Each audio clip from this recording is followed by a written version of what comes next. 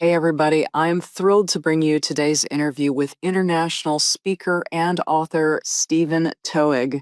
Stephen went from a very challenged childhood where he was tortured, imprisoned, and ended up suicidal. He had to go deep within and resolve his shadow issues so that he could reclaim the light, the joy, the love that really we're all designed for. His book is Turning Within, Reclaiming Your Soul from Shadow. You're not going to want to miss this interview.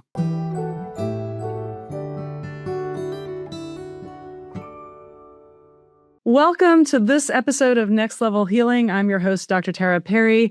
My guest today is an international speaker and author whose work is rooted in over 20 years of dedicated shadow work. This has taken him from his own personal struggle to the strategic planning rooms of the business world. His broad application of shadow work spans personal recovery to the nuanced dynamics of executive leadership, demonstrating the universal relevance and transformative power of this practice. His expertise lies in translating deep psychological concepts into actionable strategies, making profound inner work both practical and applicable in daily life.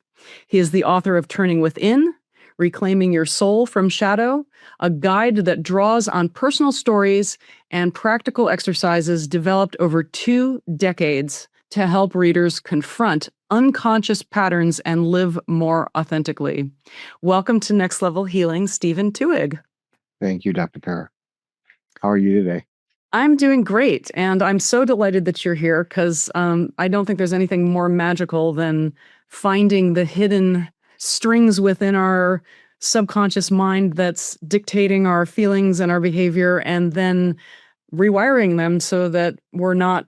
I always say we're like iPhone 17s operating on iPhone 4 technology. That's a great way of wording it. That's exactly right. We are, our system needs a massive, it just needs a bit of an update, 2 millimeters, but that 2 millimeters seems like it's everything. And you know what's crazy when dropping the old patterns that don't serve us, it almost seems too simple to be true. I had a guy that had scored 100 on his PTSD scores in the military, and he had done all the military stuff, was still having panic attacks, still couldn't focus. And after 2 sessions, he's like, it can't be this easy. And it's like, yeah, it actually can be. Yeah. Yeah. Well, and I like to say that cautionary tale, right? This is a marathon, not a sprint. But those first couple sessions, when you turn within that first time, it's like, you see that right there? What is that? I don't know, but there it is. And that the first time they see they are both the warden and the prisoner of their own demise kind of thing. The first time somebody sees it, it can be shocking, it can be revelatory in many ways, right? But then it's, now what? Then the real work begins. Now what, right? And like you said, it's a marathon, not a sprint. So sometimes it does take longer. It's not always an instant fix. Right. Right. Well, and it depends on where you're at, what you're doing, and it always seems like somebody's here. It seems like I came here working on something, and I've been working on that something longer than I've been here, and I'm going to be working on that something long after I leave here, and so I've got to give myself a little bit of grace whenever possible, so that I can allow myself to human in a way that shows me that my dog's got to go to the vet at 2:30, like I said. Is your dog okay? Well, no, he's not okay. He's old. He's gotten old. So we had to take the dog to the vet, and we already took him once. He's got a bad leg. And we got in the car, and when we got in the car, we were pulling out of the driveway. I don't typically go anywhere because I work from home. I get to do this right from here now. There's the advances, right? And we pull out, and as we pull out, I'm frustrated in my body because the dog's hurting. And as we pull out, Valerie hits the brakes, and as she hits the brakes, it's a little stiff. And I make this sound, this human sound doesn't tell her, hey, you need to stop doing that. What it tells her is, you're the reason I'm feeling what I'm feeling. And I catch myself. Isn't that interesting? And I notice that I'm feeling this tension in my body, and this tension in my body was there before she hit the brakes. That's the excuse I gave myself to have that tension. I stop and I notice it isn't that interesting. And at the same in the same breath, Valerie then recoils, says, "Oh, I'm so sorry. I'm so sorry." And she plays this game like somehow the reason that she's stressed out is because she hit the brake. Now, neither one of us are stressed out because she hit the brake. Both of us are stressed out because we're worried about the dog that's in the back who's got the bad leg. But we're playing this game with each other that says, okay, you'll be the reason I'm stressed out if I can be the reason that you're stressed out, and I become me for her and she becomes her for me, and we play this game instead of feeling what's really there. And that's in theater. That's not a matter of this might happen. It's a matter of this is happening. And so I've got to give myself enough grace to see that I'm going like that. Like, like, what is that? Mature, grow up. Like there's that. And there, it's okay, buddy. Yes, I know you're scared, but you're not the one going to the vet. Dog's the one going to the vet. What are you feeling? And now I feel not only what I'm feeling, but then some part of me starts to feel what the dog's feeling. And some part of me starts to feel what Valerie's feeling. And now we're really into something. Now we're really playing this game called life. I'm no longer deflecting myself from what's going on. I'm not living magically where I'm like, everything's going to be okay and I'm going to will his leg better. No, I'm in it. I'm experiencing the rich, dense experience that is life. And that seems to be what this work is bringing us to. Hey guys, studies are showing that 68% of people that watch podcasts regularly don't click the subscribe button. Do me a huge favor. If you like this content, click subscribe so other people know where to go for the cool stuff. Thank you. I love that you described that way. I mean, you just shared with us a totally real moment and how you caught yourself in the act of being aware. Right. Well, it's so turning within is a subjective practice. We can talk about it all day long, and I've got diagrams and I've got all the things, but at the end of the road, am I washing the dishes? Am I sweeping the floor? Am I loving my kids? Am I holding space for my clients? Am I here for you, or am I here for me? And am I here for me, or am I here for the little me? What is the thing that's got me oriented in the structure of this meaning? And is it a self, what I call surface dwelling? Most of us are surface dwelling. Most of us, and I mean me included, is surface dwelling, right? Am I at the surface of this, at the egocentric part of it, or I allowed myself to really feel the richness of what's going on? And I think our spirituality has become a little bit plastic. I think that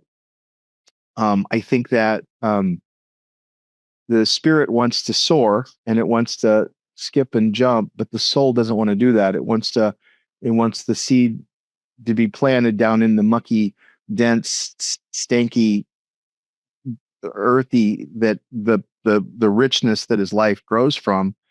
That's what the soul wants. And this seems to be soul work. So I appreciate that. But yep, that's the work. Like at the end of the day, that's the work.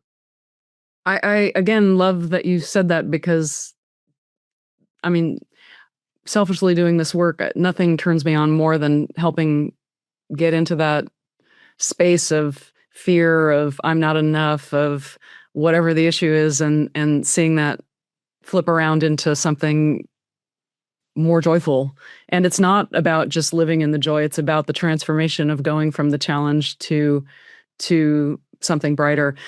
So Stephen, I really would love to hear from you. I read your book, Turning Within, Claiming Your Soul from Shadow, and I was deeply struck by your challenges early on in life. You said you had drug problems and issues with suicide attempts, and what was that like for you? And then I also want to get into your amazing healing journey after that, because you've packed so much in your time here on the planet.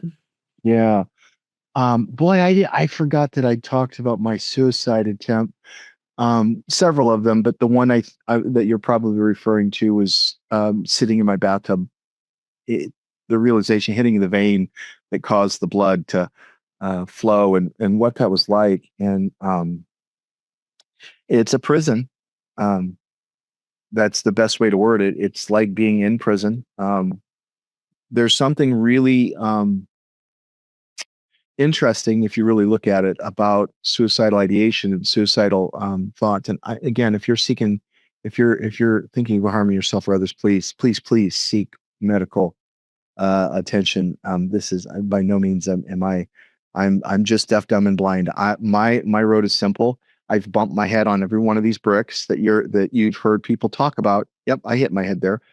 Yep. Oh, I did that yesterday. Like, you know what I mean? I'm not here because I've somehow some guru that floats on air. No, I'm the guy that keeps falling down and getting back up. That's kind of where I went. And I had this story in my head that if I couldn't be a good example, I was going to be a bad excuse. And um, I use a lot of the things that, five sacred fears. I'm not enough. You're not going to love me. If you leave me, I'll die. I'm going to get abandoned. I'm going to get smothered. Um, I constantly felt this feeling of being trapped and was always trying to break out of that. And to the point of still trying to take my own life numerous times. But there was one time in particular that I was bound and determined.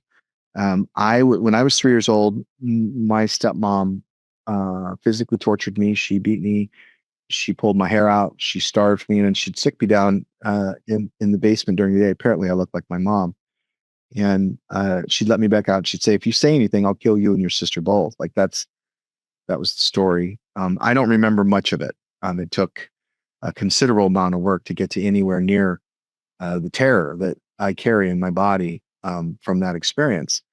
And so some part of me woke up and said, "I got you, buddy, never again." And it started looking for anywhere that I could be trapped. Now that a mind that's evolved like the human mind is evolved, it finds a way to make it work. And the mind is a very elegant system that uses every piece of meaning it can in as many different ways as possible. So trapped became this conversation where it's Dr. Kara trying to take me.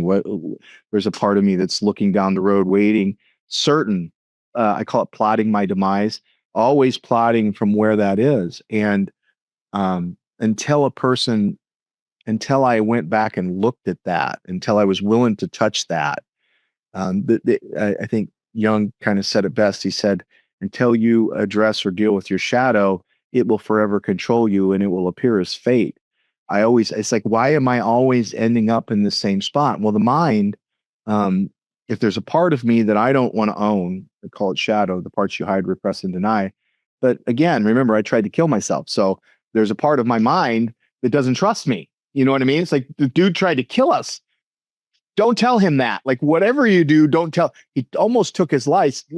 Don't tell him that, right? So it holds enough in so that it's monitoring for it, but at the same time, then it's trying to release it. So then it sets up this brilliant at the story facet.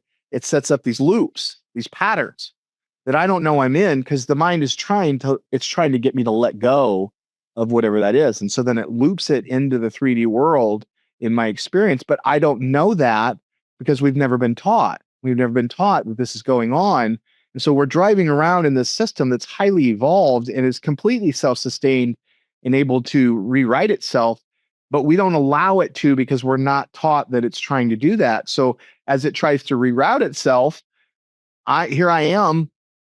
One of the other shadows I carry, here's an example. One of the other shadows that I carry is that I'm going to be rejected. Like, there's a part of me, Dr. Tara, that doesn't think that anybody, if you're listening to this and you've listened this far, thank you very much. Like, there's a part of me that's certain that you're going to reject every bit of this idea that this is crazy, that because I'm a reject, not because of you, not because of anything other than the certainty, like the sun is going to come up tomorrow. I'm a reject. I'm going to be rejected. I'm going to be kicked out of the tribe. And so first off, I think that's archetypical. If you're on this call right now and you feel like you're going to be rejected. Yeah, me too. Me too. Still me too. 26 years into this work, still me too. There's a part of me.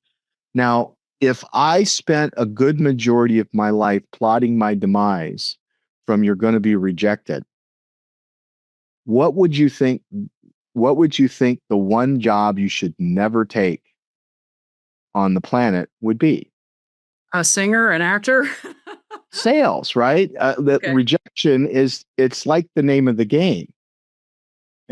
But I spent a good majority of my life, top guy at Tony, like traveled around the world speaking on stage in front of, like, you know what I mean? I did the do. I was all the way up at the very tippy top of it. And it was worse there than it had ever been. The certainty of rejection was so grand at that level, because the more you do, the bigger the algorithm has to adjust based upon the externalization.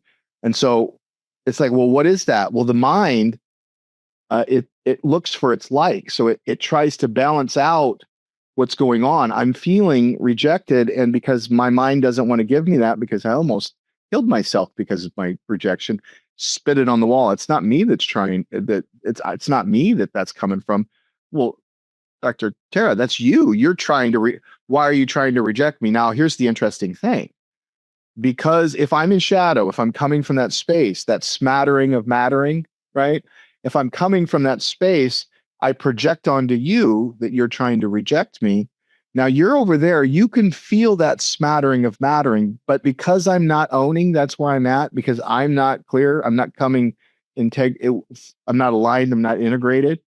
Over there, you'll go, huh? But you're not conscious of that. Again, this is below our awareness. All of a sudden, oddly enough, you reach into the same drawer and pull out from you the same, and somehow your crazy and my crazy line up across the room and go, hey, baby, let's boogie. And so my wife and me are driving down the road on date night, and she goes, well, it's Saturday night. What would you like to eat tonight? She's a hospice nurse. The last thing she wants to do is make a decision. You know what I mean? But that's not what I hear. What I hear is she's going to ask me what I want to eat. I'm going to tell her what I want to eat. She's going to tell me, if you're listening, if you're married, you've had this conversation. I'm going to tell her what I want to eat. She's going to tell me why she doesn't want that. I'm going to pick another one. She's going to tell me why she doesn't want that. And we're going to go down the road, and and in my mind, she's trying to trap me in a conversation where she can tell me there's that I'm being trapped, and the mind craves patterns. So it falls right into that pattern of being trapped, and she doesn't see it with her eyes, but her mind sees me pull away ever so slightly, like I'm being trapped. I need to try to resist. So she feels me resist her, like, the people you love, right? Well, one of her shadows is she's going to be abandoned. So that pings, and now she reaches down and she clamps down, which then validates that I'm being trapped, which makes me pull away more, which then validates that I'm trying to get away, which makes her reach down even more. And I call that shadow dancing, shadow boxing, and around we go. This is what's happening. Just pick a discussion. This is what's happening. It's so interesting how universal all of our shadow stuff is. Like if you put 200 people in a room and everybody wrote down what they were most afraid of, if you were to try to pick out your answers from everybody else's, you wouldn't be able to figure it out because it's all so similar. Yep. It when you start to get underneath the water, the mind it's evolved at a level that is beyond our ability to be aware of it, because our awareness relies upon it, right? And it loves patterns. It loves consistency. So we go below that. We have everybody that's listening right now in your mind, just say hello. There they are, right? And they don't ever shut up. That's the conscious thought. You're conscious of that. Now, when I say hello, HELLO, we have to agree on what that sound means. We have to agree on what hello means. We have to agree the context of it. So instantly that there's a whole bunch of information that in what we would call the subconscious, that's the crust that allows, like a boat. You're floating down the river of the story called You and the boat called Now. And inside the boat, you're always in the boat called Now. Like you're always in now. Your mind might go here and there, but your body's always right here. But then you have what most people call the unconscious. I call it the deep conscious. And down there is all the deeper structures, symbols, archetypes. We start to talk in metaphors. When you're listening to somebody on the carpet, I call it minding the metaphor. They'll tell you, I just feel like I'm weighted down. Oh, you're weighted down. How long have you felt weighted down? And we'll grab, we might weigh them down so they can start to get the physical structure of what it is that they're metaphorically living out of, because the mind is trying to tell us this is what we need. This is what is going on in here. And in this work, we use a thing called deep play, where we just play that out and the mind just releases. it's magic. Like it's magic. Like I've not seen anything like it. I've been following it for 26 years. It's fascinating to watch the deep mind clear itself out. I would love to hear more about that because the common theme I hear over and over again, just by people finding the old patterns, letting them go, is, oh, I feel so much lighter. I feel so much clearer. It leaves space for joy or bliss, which there was no space for before. But please, I'd love to hear more about this process and when you first discovered it, how you've been developing it. Well, I did my first, I would call it a shadow ceremony. Many call it a retreat. Some call it an initiation. You can call it whatever you want. April 2000. Actually, it was 26 years and 9 days ago. Today, as a matter of fact, I walked through the door. And when I walked through the door, um, I stepped on the carpet and they asked me a series of questions. And it wasn't like it was for many people, it's a massive pop. For me, it was something told me to stick around. Something told me there was something here. And for 26 years now, we call it rolling out the carpet. So there's a lot of different ways you can do this work. If you go to, we have shadowwork.app, you can go download the app. You can go to masteringchange.com is where the whole structure of it, the whole kind of structure is. We have a nonprofit, but we have over 65 different integration groups that meet every month. We have a frontline caregivers group that is strictly for nurses, and my wife is a hospice nurse and she runs that. And there's just stuff that she deals with in her work that I can't carry that. I can't carry that for you. And so we've developed a group that's just for front. That's not for vets. That's a different group. This is just for people that are caregivers. They have what we call moral injuries, where the work they're doing as a hospice nurse, people just keep dying. That's never going to end. And so there's wounds that are need to be, there's injuries, what they call moral injuries. Anyway, so that's done online. And then we have the app, which has what I call TIPS, transformation integration programs. Those are guided integration processes that a person can just download the app. You don't have to come drink medicine. You don't have to walk on water or walk on fire. You don't have to break a board. You don't have to step on a carpet, but you do have to do the work in your 3D world. And this helps walk you through walking into the depths of you in a structured way. These are called, they're in theater integration programs where you'll go, today you're going to focus on this part, tomorrow. And each one builds an awareness that unlocks deeper insights into how you orient. But the deepest form of work we do is what's called carpet work. And the next one we have is September 18th through the 20th down here in Orlando. And we show up on the staff shows up on a Wednesday to set the carpet, set the container, start to do the work to prepare. The new seekers come down the road on a Friday. We start at 2:22, and we begin this descent to get them to the carpet.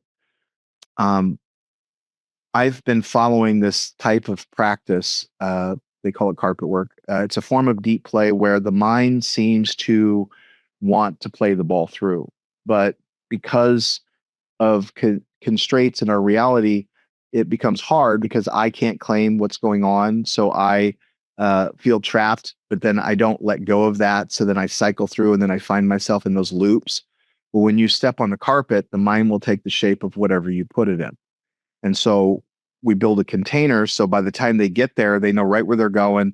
We bring them right on the carpet and we have them lay it out for us. So anything that's in here then gets laid out onto the carpet.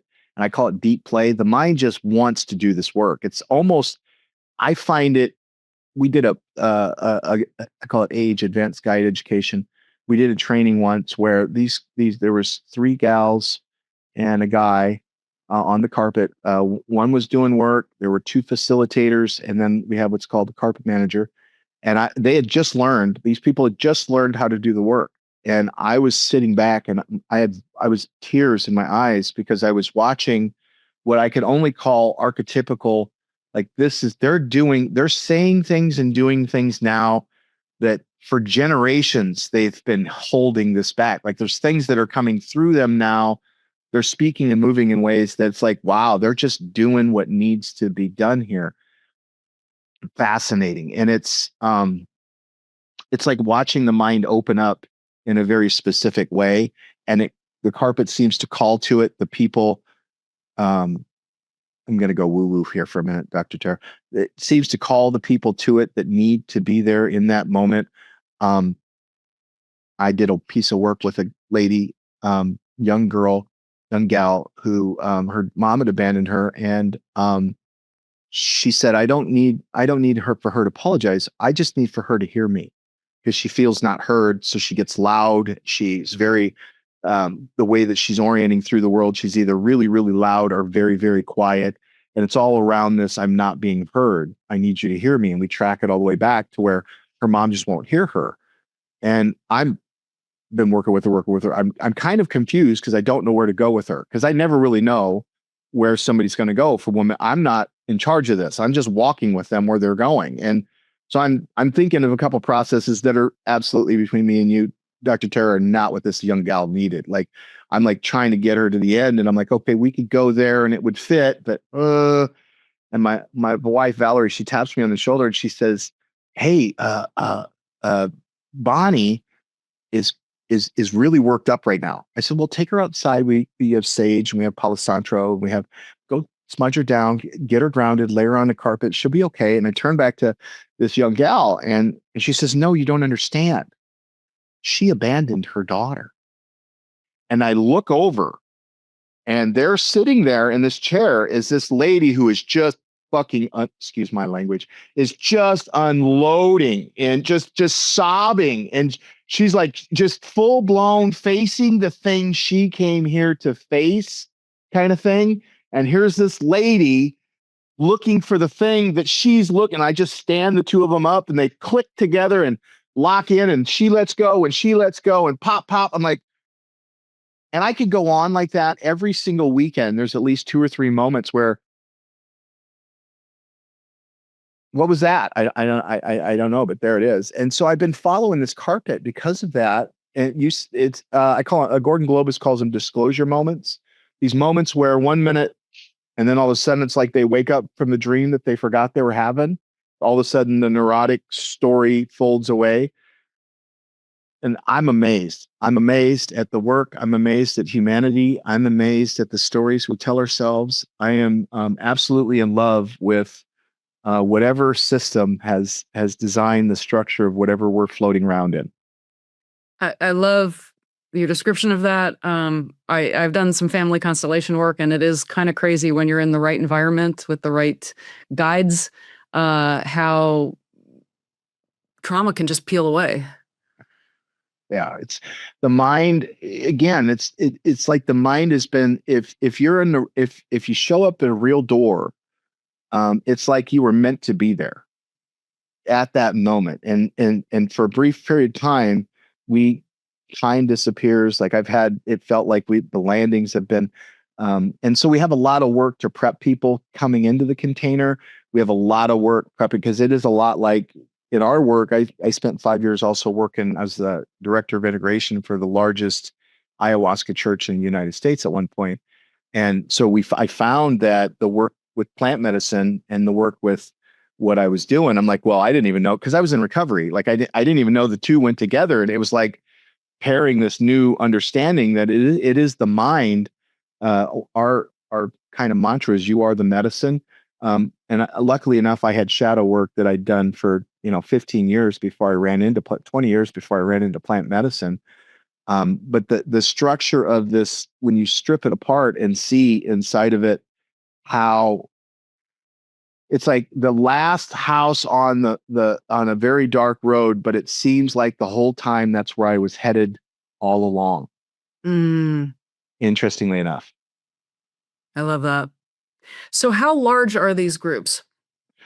It depends. So if we're talking Zoom, integrationsupport.org will take you right to our free offerings. If you're a nurse or a caregiver, please reach out. Those are private, so we have to give you that link to get you in there. But there's a frontline caregivers support, frontlinecaregivers.org, I think is the to take you to the landing page. But those groups, they can get, Monday night can get up to 45, 50 people. But the carpet work itself, depending on what the container is, there's some men's groups that are doing 30, 40, 50 men at a time. We limit ours to anywhere from 12 to 14 what we call new seekers. Now, the practitioners and the guides, our work is a bit different. In Sunday, everybody's going to go into the well together. Everybody's going down. We don't separate somehow. Somehow Stephen is a guru who sits up on a mountain and everybody prays to Stephen, and his work is all done. And you folks here that are coming through, you're peons who have yet to do the work and you're broken and you need to be fixed. No, everybody here, we have what we call sacred confirmations, where I go, is there anybody here who has not touched a piece of their shadow? Like, step forward if you're not here. And nobody that is there. So new seekers 10 to 14, but typically we have anywhere from 20 to 30 staff as well that come through on an advanced guide education.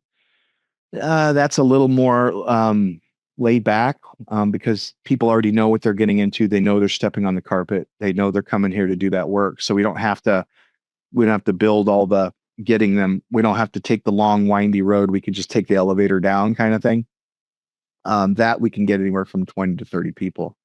But it's a different taste. It's a different site. And that's live or on Zoom. What percentage of your, I'm guessing most are on Zoom because it's so accessible, and the in-person ones obviously take a lot more planning and travel and all that stuff. Well, and they're also different. So the integration groups, depending on which one we do. So if it's a guided integration group where we're using a tip, so like mental cleanse, I've got around 3,000 different journal entries.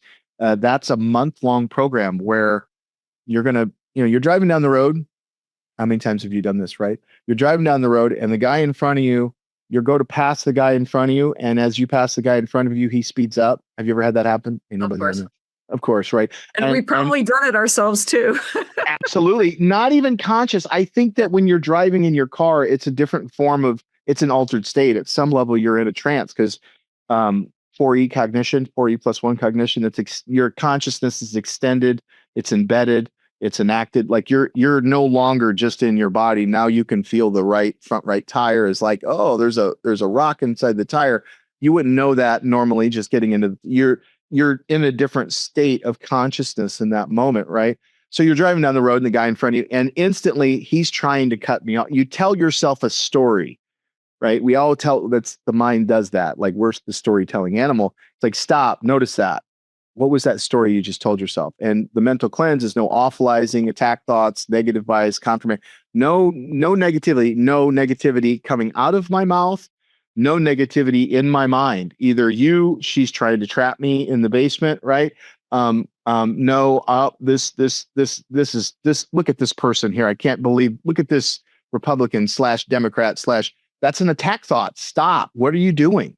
You're going to spend a month not doing that. Well, because usually what we find is that then you stop and you notice that first week is just taking the inventory, and all of a sudden you realize, wait a minute, I'm angry all the time.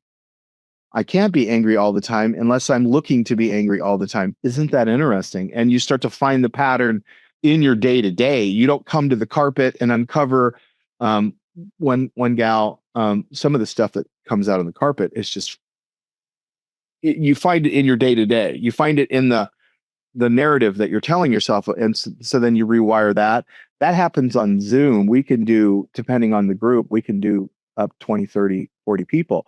But when it comes to on the carpet, which is live, like you're there, it's deep, it's intense. It can take a long time. I mean, we've had nights that we start at 10 in the morning and we're not done until 7 o'clock the next morning. And that's with 14, 15 people. So you have to have a lot more leadership. You have to have a lot more everybody. You got to make sure everybody else, because if it'll all bleed into the carpet somehow, it'll find its way in. So you just got to you got to bring on more staff. Everything starts to get bigger and more complex. And so we typically keep it about 10 or 15 new seekers. And plus it takes a while. So there's processes and there's I don't know how many different processes we've got now, but I want to say we've got about 60, 70 different processes that we got to run. And people have to learn those. This is my place where I'm going to talk about this. And we'll do a thing called the River and the Rock, where we'll allow women to hear what it's like to be men, and men get to hear what it's like to be a woman. And that conversation is always, never is it not mind blowing for the people. Because like, I didn't know that y'all had that going on. Like I had no idea. Like I thought it was this other thing. And now I have to take a look at why I'm translating this as, oh, and all of a sudden now the work comes into play, right? It's always about turning me back into, how am I showing up to that? What am I doing? Am I trying to overcome that? Am I attacking that? And so that's a little more intense. Those live events, those we have to keep a little bit, anything can come out there. Whereas with a tip, integration group, it could grow. Like we have one of our groups on Sunday, they meet at 11. It's called the Creative Genius Circle.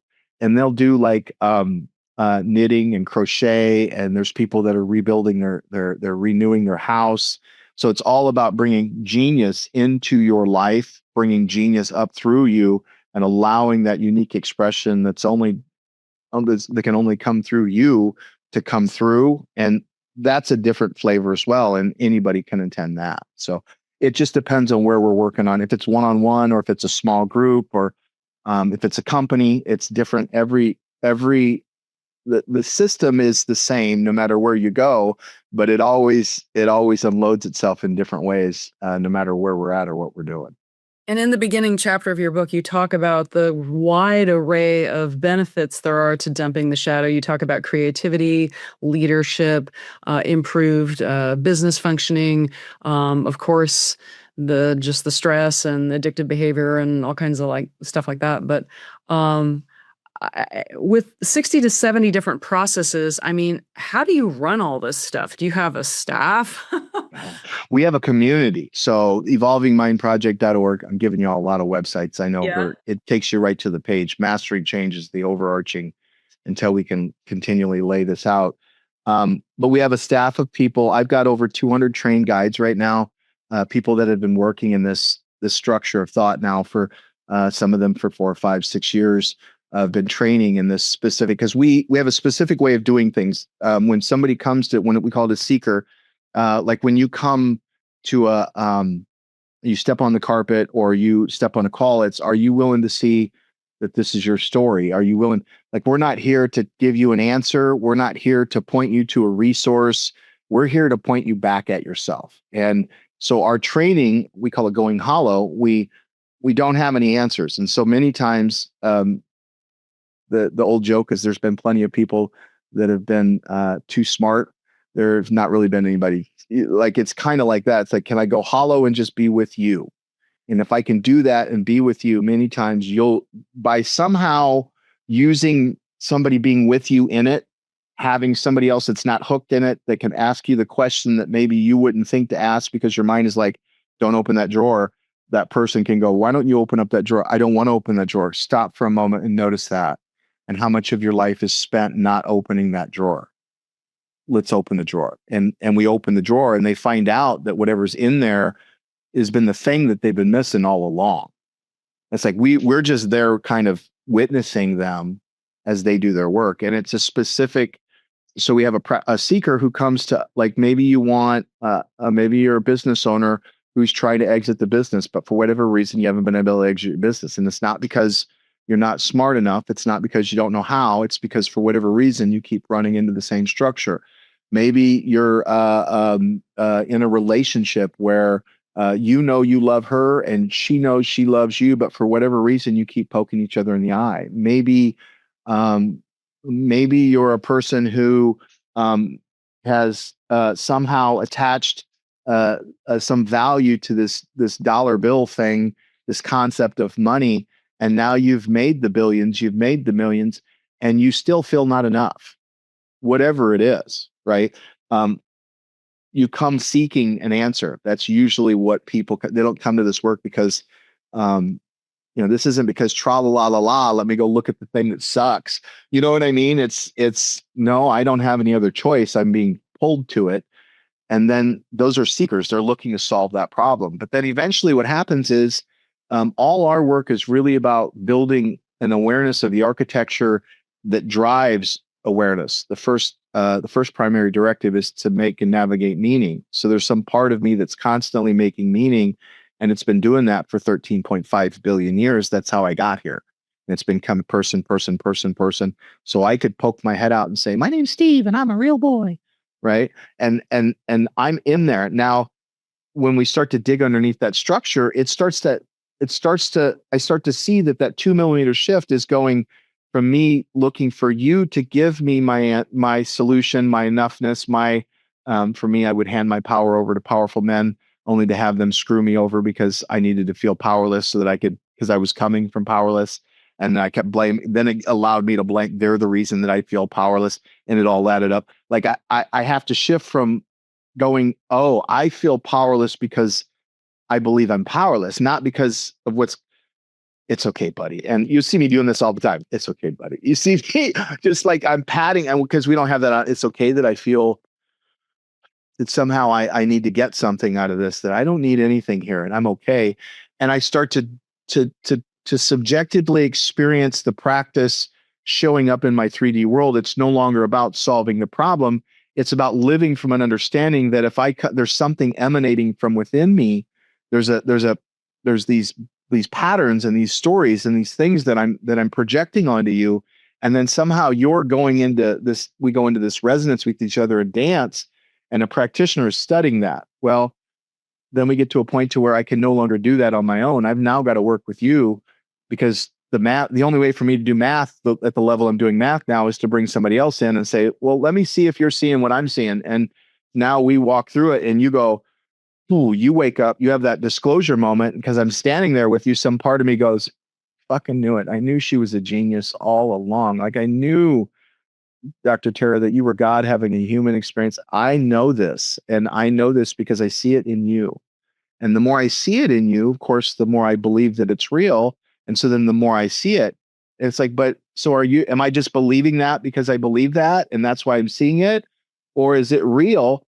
Well, how is there any difference? And it's like, at the end of the day, I have to let go of that and just enjoy the fact that I get to have a very amazing experience with a very amazing woman. And that's really where guiding comes in for me. It's like, now I'm engaging in the deeper work. And I find that I've been a very selfish, neurotic, survival focused, asleep at the wheel most of my life. And there's still most of me is. And so I'm grateful that I get to even get on this call and explain this to you, is because I don't, I get a little sliver of, hey man, you don't have to act like that. And people think, and people come and they go, how did you do that? And then I show them and I go, no, isn't that cool? And I get to watch that spread and grow as I continually do the same thing over and over. Just keep going in, keep letting go, keep the areas of my life that I'm not loving myself, that I'm not, that somehow I think I need to be or do something. To be or do something is it's the work. I think all of us can relate to that. When we dump old patterns, we realize how blind we were and how we were running around knocking against walls and being inconsiderate and being selfish and being short-sighted. And you look back and go, oh my God, how could I have done that? So I'm just curious, because it seems that when we go through this transformation process, we look back on our lives, and when we're in that total moment of grace and gratitude, we realize, oh, okay, it had to have happened this way, because otherwise I wouldn't have had the motivation, the drive, the commitment, the focus to follow through on the transformative work. But it seems like such a crazy setup, because it just seems so wild that we can be these loving, amazing people, shrouded in the blinders and the invisible backpacks and the blocks. What are your thoughts on that? And if you had a megaphone and the whole world could listen to your answer, what would you say? How do I word this? That's the whole point. People come to me because they're seeking a sense of purpose, and as I'm watching them live out of their purpose, I go, I don't understand your question. Well, I don't feel like I'm on purpose. And how does that show up for you? I just walk around lost. And does that make you feel more on purpose or less on purpose? It makes me feel like I'm even less on purpose. And so you're coming from a place of less on purpose. And then how does that make you feel? Even more. You're doing the very thing, like the root word for human being in Arabic is to forget. And what we've forgotten is that we're here to make believe. And so it's like, I believe that for 13.5 billion years, the system that is the universe has built this advanced system of experiencing itself that I get to look back on. I get to spend my life in this little cup. Some people say it's like, imagine you're a cup of water in an ocean kind of thing. And I get to pretend in my mind that I'm just the cup, but I'm not. I'm the whole ocean. And it's like, stop for a moment and notice that. And I believe that we are moving so fast, the velocity of change is sped up. What used to happen in 1,000 years is now happening in 100. What used to happen about every 100 years is now happening about like the novelty, new things happening, both collectively. And if you go look at your own life, probably the same. Your life is just moving really fast. I can't continue to operate from being trapped in the basement on here, because more and more what's happening here won't look anything like what's happening back there. And so then the mind speeds up and it throws darker and darker and darker. And I believe what we're seeing here is we have to project all of that survival rooted programming. We've got to recalibrate it from a space where I go, oh, you're not going to die here today, buddy. Just take a breath and allow myself to process what's coming up. And it has to come up. I believe generations of programming has to come up and be somewhere. It's got to go somewhere. The only way out is through. The only way through is in. I've got to allow that to come up. At some point, what will happen? The number I in my mind that I'm holding on to is 144,000. If we can get 144,000 people to hold on just like this, everybody hold on, just like do your work when it comes up, allow your work to come out, find a container to do your work in, practice your craft. I believe we can get 144,000 people to hold on just like this and everybody to flip that switch all at once. I believe we can make a collective shift where we stop becoming surface dwellers. And for a moment, there's almost like a pulse that we can send out, that we can collectively move. Have you ever heard of the 100th monkey? I have. Not enough to explain it to somebody else, but what you're reminding me is HeartMath and how they measure that if enough people on the planet, and it doesn't take a majority by a long shot. No, it doesn't. And I think that what will happen is we will come to realize, not from a woo-woo, and I say that you're talking, I worked for Tony Robbins for 10 years, and the mantra that he beat in my head in Business Mastery, what gets reported gets measured, what gets measured gets managed, what gets managed grows exponentially. Like, I've worked with thousands of business owners. This is not woo-woo.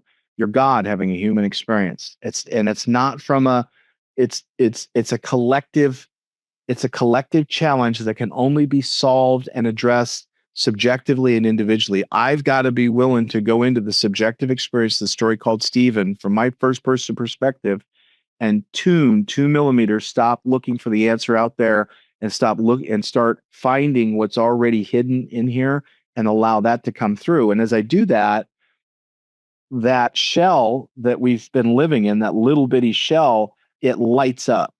It becomes a pixel. And that pixel is the genius that can only come through. There's a genius that can only come through me, a unique expression of the universe that can only come through Stephen. I'll never be this configuration again. The universe will never, ever be able to build another me like me, another you. There'll never be another you like you, ever. I don't care how many multiverses you do. I don't care. There's never another. This point of reference that is the you that is you is only here once, and that's it. Across.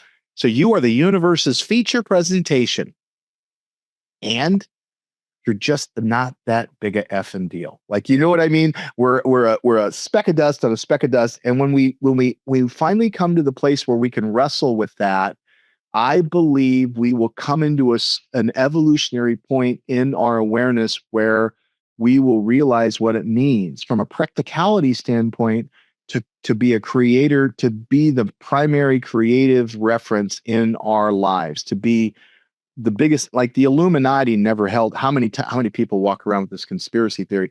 Look, there's nobody outside of you. I don't care who you are.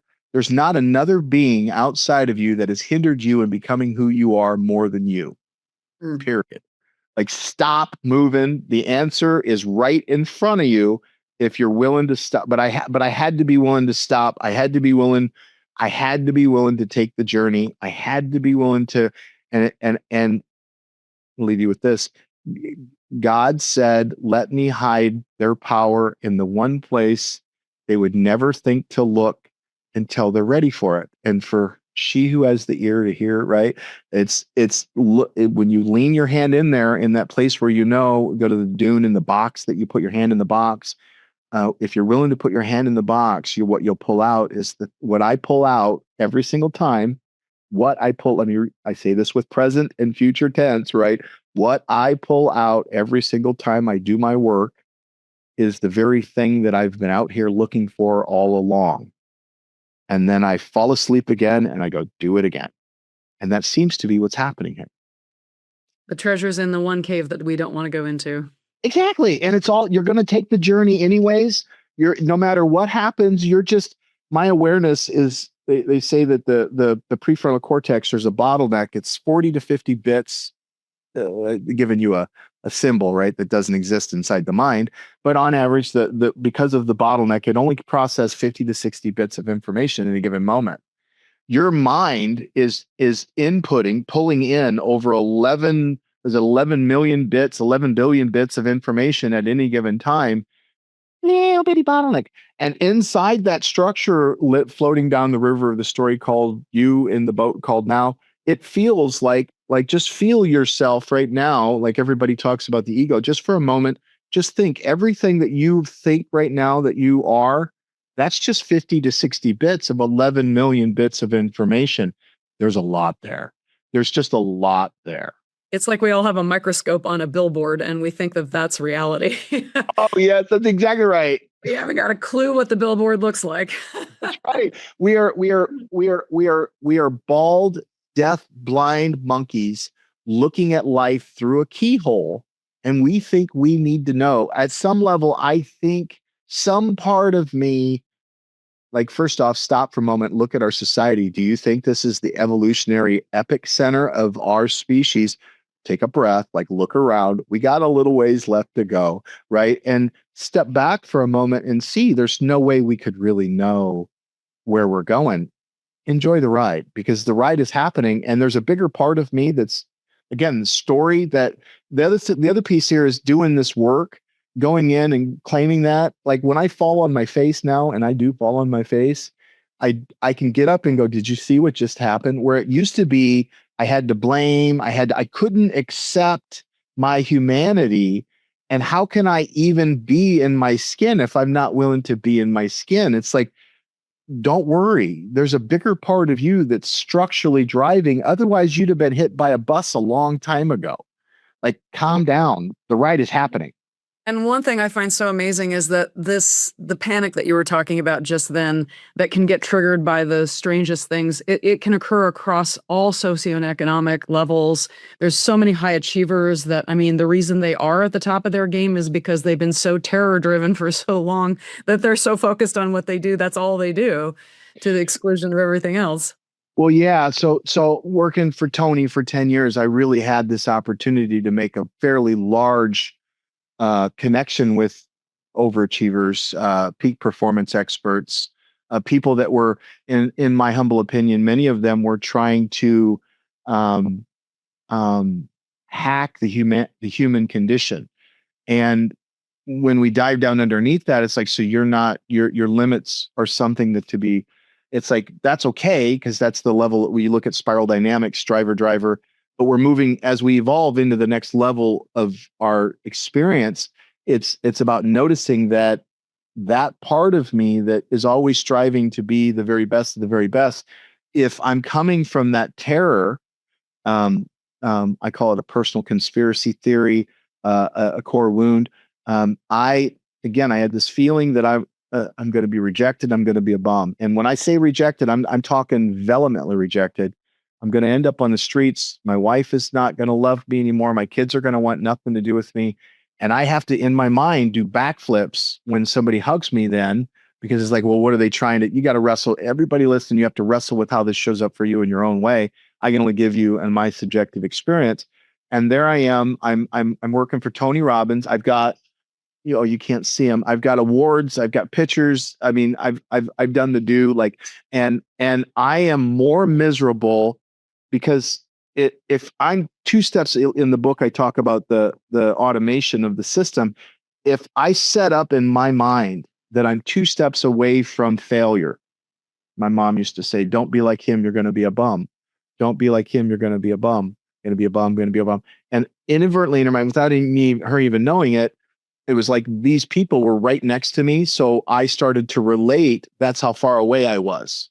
I could end up just like this person. I could end up so in my mind, it was always 2 steps away. So as I grew and the stage grew and the lives I was changing grew, and that distance from being a bum never changed. So instead of it, like, imagine if you feel like you're going to hit the ground, and if you're on your bunk bed and you feel like you're going to hit the ground in 2 seconds, no big deal. Like, I got a couple seconds. Yeah, you're going to float for a couple seconds. But if you're 10 stories up and you're going to fall out of a window and you're going to hit the ground in 2 seconds, like that kind of thing, you're going to hit the ground pretty hard. Like, it's a different experience. The orientation, the navigation equipment that my mind it just adjusted based upon outcome. So many times those peak performance, those people that have, again, you've worked with celebrities, you've worked with sports folks, you know that many times when they're chasing that, I call it the dark star effect. So you have this, they burn brighter because they want everybody to love them.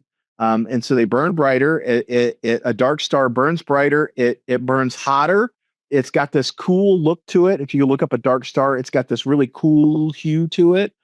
But the challenge with the dark star is inside of it, what's fueling a dark star is what's called dark matter. And at some point, what will happen is that system will flip and it'll start to cave in on itself. And when it does that, that's usually when they reach out to me, because at that point, it's like they don't know what to do. And they're caving. It's like, well, stop for a moment. What if you just started?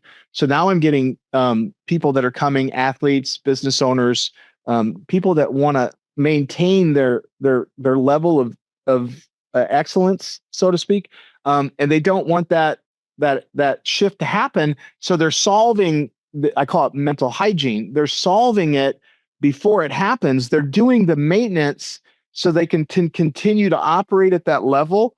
And I believe because we're all being sped up, I mean, the power that we have in our pockets right now compared to what, Nixon had is now just me individually. Well, in the next 10 to 15 years, the power that a kid has in his pocket will rival that of most nations. And we have to somehow come to grips with, we have to come, like, there's just a thing, Mythos, some organization they found a way in the back door that the AI that Anthropic made, that's so powerful that they would only give it to governments, and they gave it to Apple. It's so powerful that if they send this thing at you, it will find 154 ways to break into your stuff. That's how powerful they are now. Like, we don't have time to wait. I've got to face that part of me that feels like he's going to be a bum. Otherwise, 2 steps away from Kevin Bacon. It has to be addressed. And so it's a beautiful time to be alive. I think that as dark as it is, it's going to be something beautiful on the other side of this. Like, absolutely zero doubt in my mind. It's very exciting. I love that you worked with Tony for 10 years. I invited him to speak to my class at UCLA back in the 80s, and he did. Oh, wow. He's a big dude, ain't he? He's just unbelievably, not a big guy from I've seen some tall people, but there's a moment in particular. We were backstage and he came, and when he came, he was looking right at me and he was coming towards me. It's one thing when he's walking in the room, but it's another thing when he sees you from across the room and you can see that he's coming, and the bigger he got, I lost the ability. He has this distortion field around him. You know what I mean? It's like some people just have this distortion field. he's got this distortion field when he engages with you. It's like instantly I go into this, I just unlock all these different layers inside of me. And yeah, he's an interesting cat, very interesting cat. We call him the chairman. For good reason. Yeah. So with all these programs that you have, how does somebody know where to start working with you? I know your book's out there, Turning Within, Reclaiming Your Soul from Shadow. I love that you read it. You did read it, right? Read it. I wrote it. Yeah, I know you read it and wrote it. I read it and wrote it. I tell you that I've written, if there's a book that I've that book, for if any of you are out there writing a book right now, I want to give you a special hug that can only come from understanding the work it takes to write a book. I've read that book so many. I've read it. How many? Which version are we talking about? Like that book was a labor of love. So you have the book. If again, Turning Within, Reclaiming Your Soul from Shadow. I put as much in it as I could, and it's not. It's meant to be explored.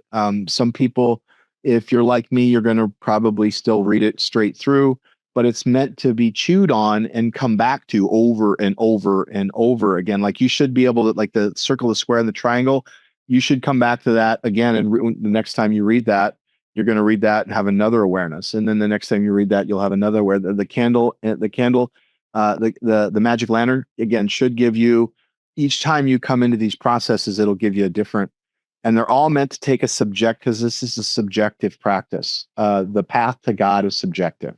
It just is. I really like the circle, the square, and the triangle. I loved the square that admired the circle and just thought how spiritual and wonderful the circle was. So it spent all its time wearing down its edges and, trying to be something it wasn't. It was a very cool metaphor. And what's so great about metaphors is they bypass the conscious mind enough so that we can get the message. Get in the boat. Well, again, we're narrative beings. So, you go to a movie, you get sucked into it. And the reason you get sucked in it is because that's the programming. Your mind just naturally flows right in with that river of information that is the narrative pattern. And so if you can, the goal was to speak subjectively. The goal was to speak in there in a way that the mind, the deeper parts of the mind could get in the boat with us. So the awareness is there. I hope that you enjoy it. I'm glad that you enjoy it. Everybody seems to get a lot out of it. But more importantly, I wanted that genius that can only come through you to find a little bit of her ability to come out a little more. Right. And I can see that's coming out of you already. Right. So there's the book. There's the book. And then if you go to there, then there's the app, shadowwork.app. Well, there's an app that I just uploaded. I've been working on this for years. The Wheel of Life quiz. So if you go and download the app, it's free right now to take it. It's a 28 question system that will show you how your archetypes, where the circuitry gets blocked. So I tied Tony's needs-based structure in with archetypes, overlapped them over, and then added masculine, feminine expression, because for some reason we live in a masculine world, and men had to go in and do a lot of work around the feminine expression to understand that. Dropped it in, created a 3-nested loop system. If you go in and take this questionnaire, it's spooky accurate. Now it's not a personality test where it's going to show you this is who you're going to be in 10 years. Although many times the imprint is similar, it will show you how you're showing up now. So if I'm in shadow, you're trying to trap me, whatever it is, like I'm going to be a bum, whatever it is. I wake up, I'm just irritated.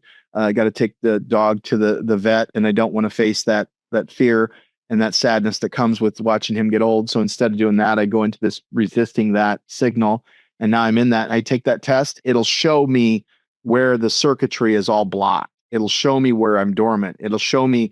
And many times that shows that right there. I'll go, oh, you're not setting and holding boundaries. So you're probably having anger issues.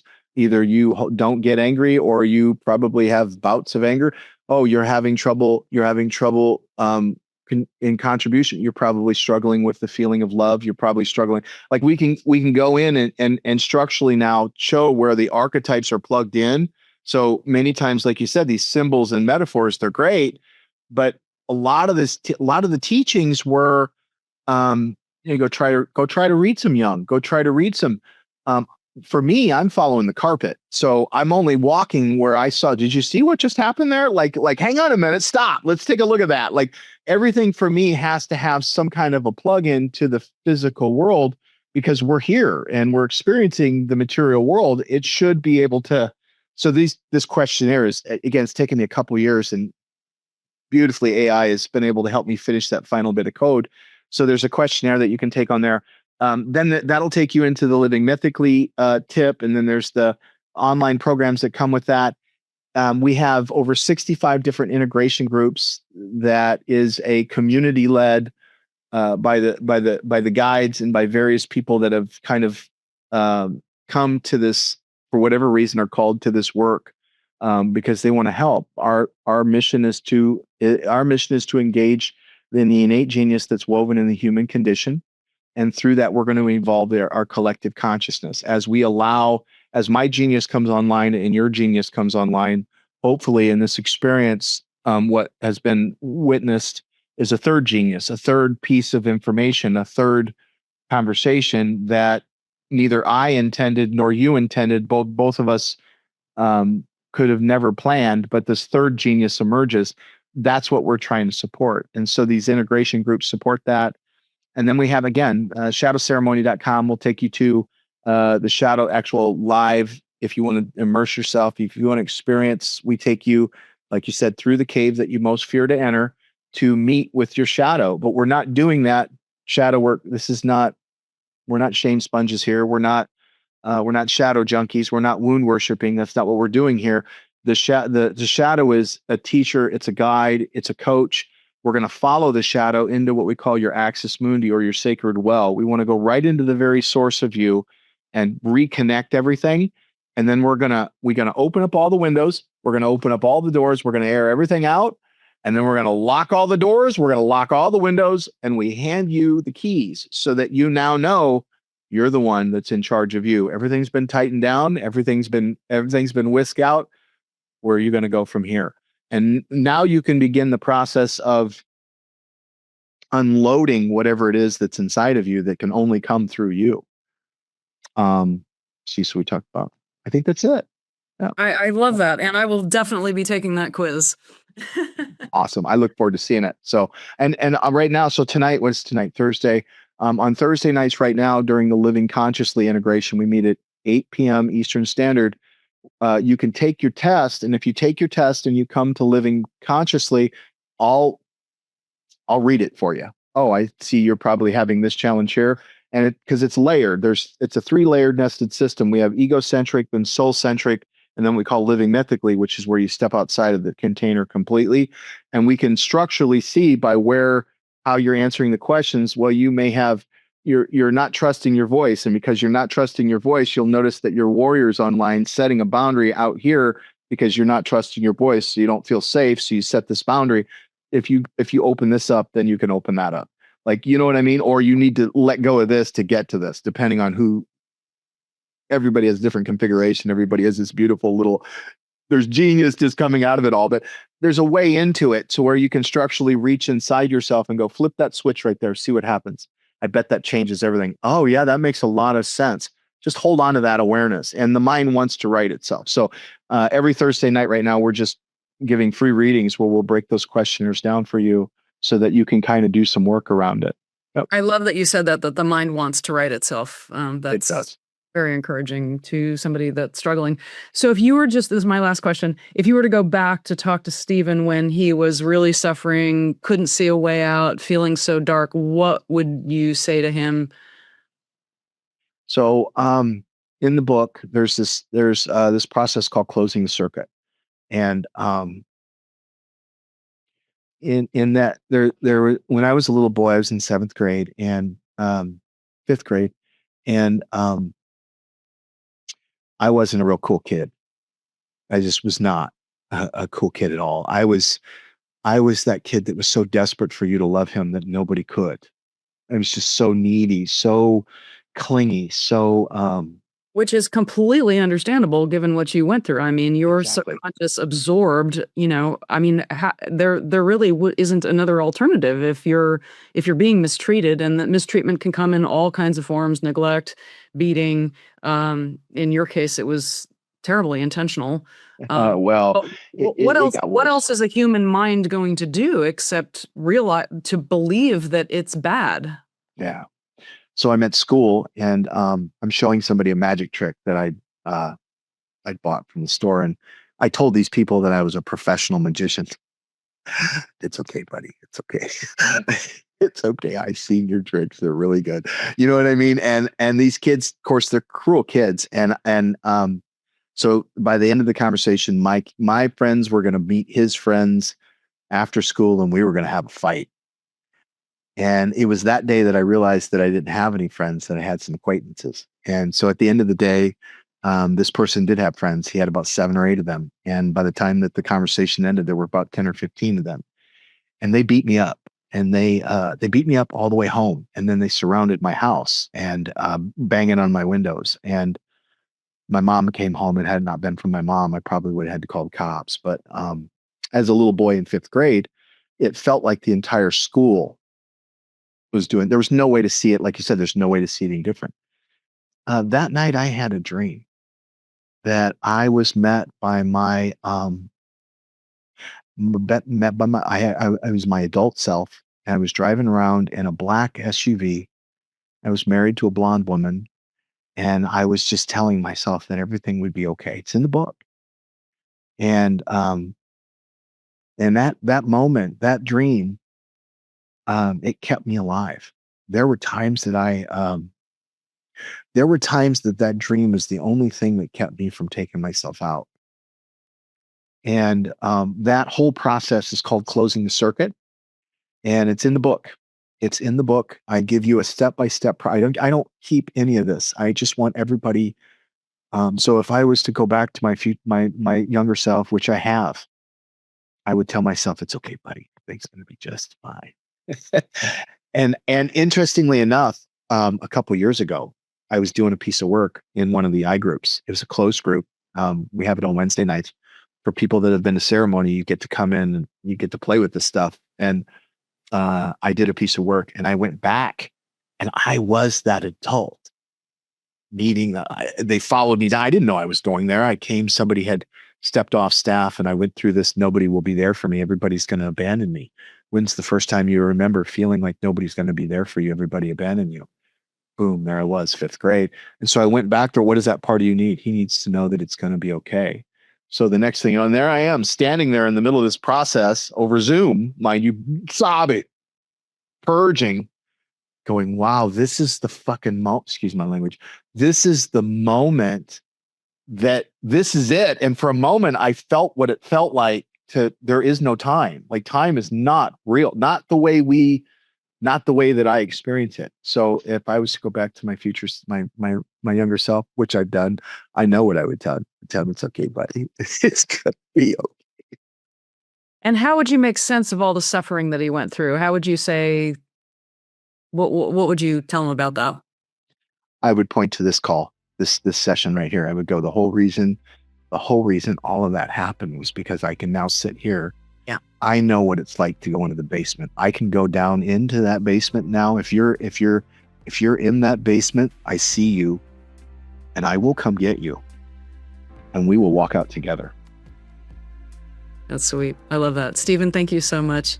Everybody, it's Stephen Twohig. His book is Turning Within, Reclaiming Your Soul from Shadow. He has so many resources online, 60 or 70 different processes, a whole community of people working with him. Stephen, thank you so much for being with us here today. Thank you very much. It was beautiful. Thank you for that. And folks, if you know somebody who would benefit from listening to this, please share it with them. Of course, subscribe so you don't miss the next episode, and we'll see you on the next episode of Next Level Healing.